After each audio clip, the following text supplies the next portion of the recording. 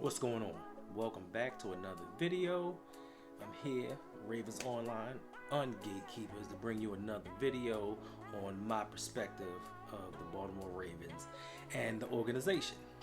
So today, I'm going to try to tackle a mock draft. I've never done one before, but I've been sitting back watching the combine, looking at things online. I'm still seeing defense. O-line sucks, but we need defense. And I'm just taking my stab at what I think we should do. Now, these players might not be available when we go to pick, but this is kind of a scale version of what I would like for the most part. Now, I did go defense a little bit because we do have some holes, but offensively is where I think we need to have our biggest impact, because we don't know what's going to happen at free agency. We don't know what the Ravens are going to do, because they don't normally go out to spend money on free agents unless it's a week later, some over-the-hill cheap option. So we have to nail this draft to get where we want to go. In round one with pick 14 in the 2022 NFL Draft, the Baltimore Ravens select Charles Cross, offensive tackle, Mississippi State.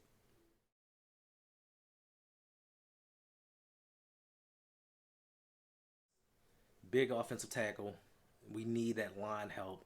So I feel like he's somebody that can come in, switch to the right side, and do fairly well. He's powerful, good technique, footwork.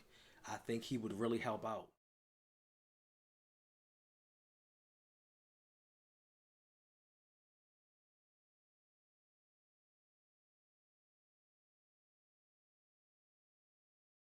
in round two with pick 45 in the 2022 NFL Draft, the Baltimore Ravens select Kyler Gordon, cornerback, University of Washington.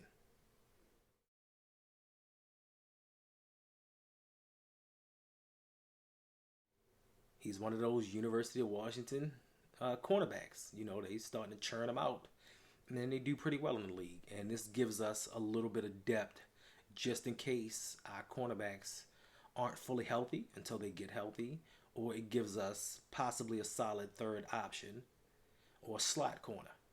So I think he can come in and make an immediate impact.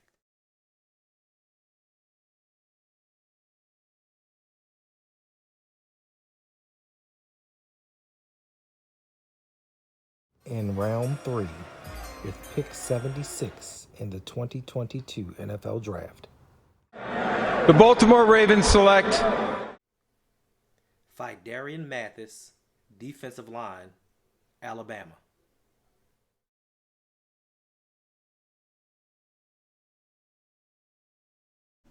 So with Mathis, you have another one of these big, powerful defensive linemen from Alabama. He has good burst, good strength, and he has some mobility for his size. I think he would be an upgrade to Brandon Williams, because while he may not be a pass rusher per se, he provides more pressure than Brandon Williams ever did, and he comes at a cheaper price.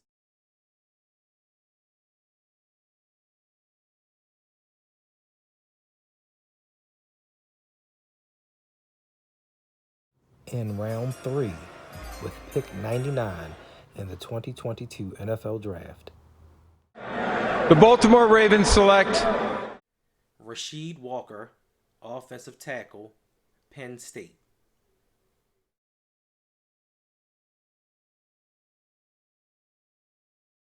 Rasheed Walker, I just feel like offensive tackle is something that we need to double dip on, because we don't know what's going on with Ronnie Stanley. Like, we don't know if he's going to come back. And instead of getting caught flat-footed like we did last year, we might as well have a solid option.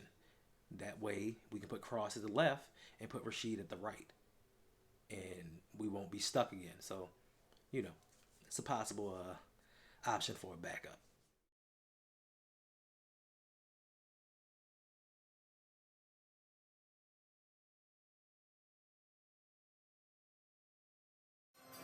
In round 4, with pick 108 in the 2022 NFL Draft, The Baltimore Ravens select Alec Lindstrom, center, Boston College.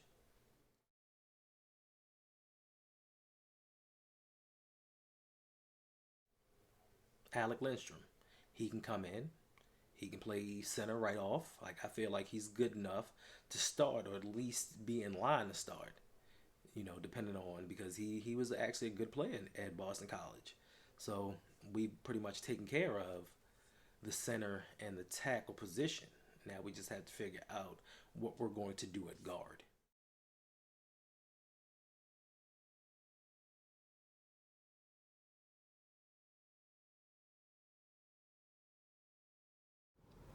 in round 4, with pick 117 in the 2022 NFL Draft, the Baltimore Ravens select Nick Cross, safety, University of Maryland.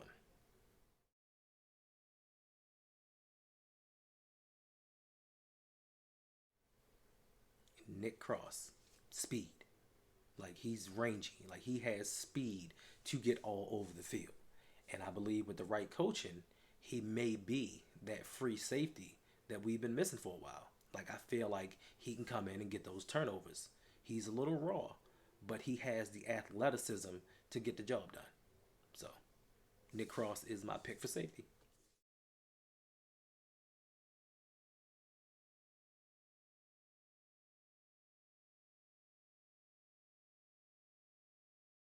in round 4, with pick 126 in the 2022 NFL Draft, the Baltimore Ravens select Jelani Woods, tight end, University of Virginia.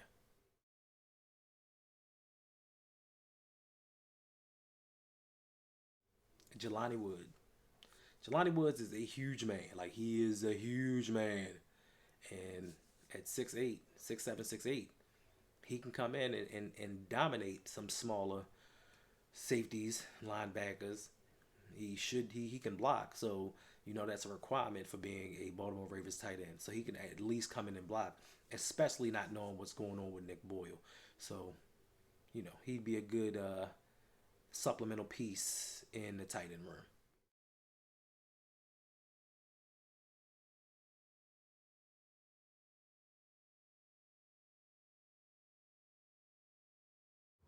in round 4, with pick 138 in the 2022 NFL Draft, the Baltimore Ravens select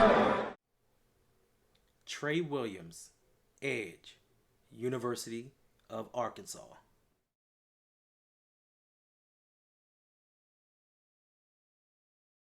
Tre Williams, coming off the edge. He has good bend, nice speed, maybe a little undisciplined, but as far as where he's being picked, I think he would be a good project to come off the edge.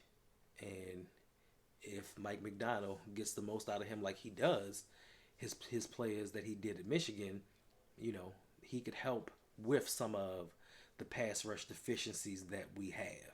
He's not going to fix it, but I think he can be an elemental piece to actually improving it.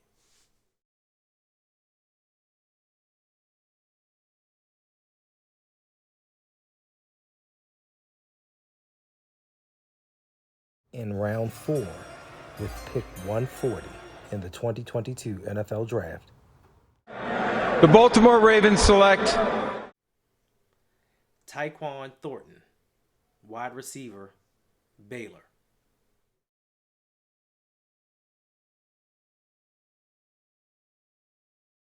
What can you say about Tyquan Thornton other than speed, and speed? I think he had the fastest 40 at the combine. And EDC said, hey, I want to build a track team around Lamar. And if you want to build a track team around him, this is a guy that you can get. Now, he's a little on the lanky side, but he runs good routes. He has good hands, and the boy is fast. Like, that boy is fast.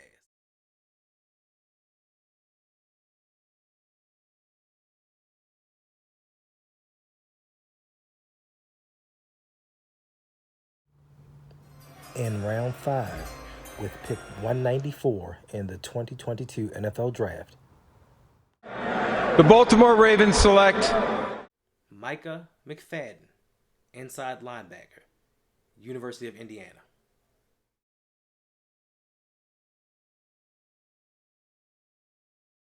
Last but not least, we have Micah McFadden. Good instinctive player, good downhill player, a thumper. I believe he's a guy that can help fix some of our tackling issues, and possibly he'll allow Queen to move around and do some other things. He may be that missing piece at linebacker that we need to solidify things up the middle. That way we won't get gashed, we won't have certain things. I don't think he's a prolific pass rusher, but I do think in the run game and stopping some things around the middle, I think he'd be a good fit.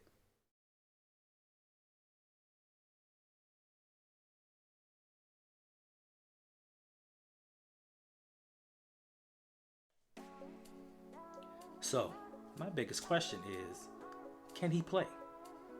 It simply just comes down to that. Forget 40 times, forget shuttles, forget high jumps, all that stuff. Can the dude play? That is the one question sometimes that I think we fail to ask ourselves when we go into drafting somebody. Not always, but it's been some people that we've picked that have truly made me say, what the? I just don't get it. But going back to that, I understand. Sometimes you have people that have talent and they actually can play, but they don't really fit a need at that particular time. Now, Sauce Gardner, hell of a player. Take nothing from him. Derek Stingley Jr., hell of a player. Often injured, but hell of a player. But right at this moment, I don't think that they feel a need for us at this particular time. Like, it's not a top priority in my opinion. So everybody can keep mocking them to us, but how does that help Lamar get over that hump? How does that help us score points in the playoffs? It doesn't. It doesn't. Now, in that Buffalo game, we gave up 10 points. 10 points is a defense. And everybody's like, we need more defense. So, okay, let's say we gave up 7 points. He still would have lost that game because we couldn't score. We just couldn't score. So we need to build that wall around Lamar. We need to give him that protection to let him do what he does because he is the franchise. He is the only superstar that we have. Get these offensive linemen and protect Lamar Jackson. Also, another issue I have is trade up. Trade up. Like, if you find a guy that you really want, trade up to get him. Stop hoarding all of these draft picks for dudes that aren't going to make the team. Like, we don't have 10 slots on our team. We don't have 10 roster spots on our team for these drafts. So package something together, move up, and get the guy that you really want. You know, quality over quantity. And we seem to forget that. All these drafts that we've had over the years with 10, 11 picks, and we've really come away with nobody. We've had a couple of good pieces, but we don't have a bunch of people, a bunch of players that you can say, hey, they knocked this draft out the park. So go up, get your guy, let him come in and be dominant. Stop drafting projects. Stop drafting dudes that are good at a couple things and get a guy that's great at one thing. Let's do that for once. Let's find that guy that's great and plug him in and play. And stop having guys switch between positions or draft a guy and play him out of position once he gets here. It's not working. And please, for the love of all that is holy, please stop talking about drafting a Jabo to pair with Odafe Owe. Like Owe is Myles Garrett or something. They're just gonna come in and wreck the league. Like, yes, he had a decent rookie season, but he's not that dude. I hate to say it, he's not that dude that's gonna take the pass rush to another level. And then bringing in a rookie with him. Granted, he had a decent year last year, but he's not gonna come here and reunite, and it's gonna be like some rom-com and they're just going to take the league by storm and be best friends and walk off in the sunset. It's not going to happen. So please, stop thinking that this rookie is just going to pair with OA and we're going to have Von Miller and Aaron Donald. Please stop. If you like what I'm doing, hit that button, subscribe, like the video, comment, and hit that notification bell. Ring it all day long. Just ring it. Peace.